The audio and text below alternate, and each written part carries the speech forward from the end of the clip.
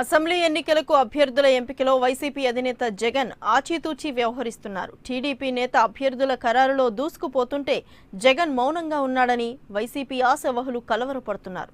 ఇంతకీ అభ్యర్థుల ఎంపికలో జగన్ ఎందుకు ఆలస్యం చేస్తున్నారు? Let's watch this story.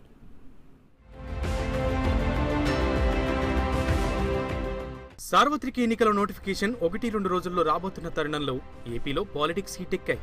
ఇప్పటికే టీడీపీ అధినేత చంద్రబాబు పార్లమెంట్ సెగ్మెంట్ల వారీగా సమీక్షలు నిర్వహిస్తూ బిజీగా ఉన్నారు. అసంతృప్తి నేతలను బుజ్జగిస్తూనే అభ్యర్థుల ఎంపిక కూడా పూర్తి చేస్తున్నారు బాబు.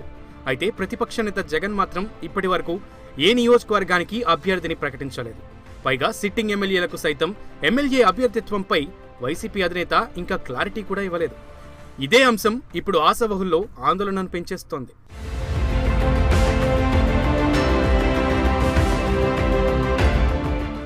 వైసీపీ అభ్యర్థుల ప్రకటన ఆలస్యానికి లోటస్ పాండ్ వర్గాలు రకరకాల కారణాలు చెబుతున్నాయి. ఇతర పార్టీల నేతలు చాలా మంది వైసీపీలోకి వస్తారని, వారు చేరాక టికెట్ల ఖరారుపై జగన్ దృష్టి పెడతారని అంటున్నారు.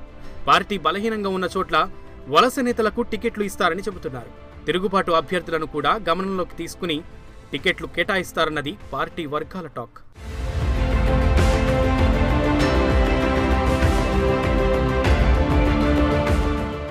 దీనికి తోడు వైసీపీ వ్యూహకర్త ప్రశాంత్ కిషోర్ టీం చివరి సర్వే ఇంకా పార్టీకి చేరలేదంటున్నారు. పీకే టీం తుది నివేదిక కూడా టికెట్ల కేటాయింపునకు ప్రామాణికమవుతుందని అంటున్నారు. ఈ ప్రక్రియ మరో వారం రోజుల్లో పూర్తవుతుందనేది వైసీపీ వర్గాల కథనం.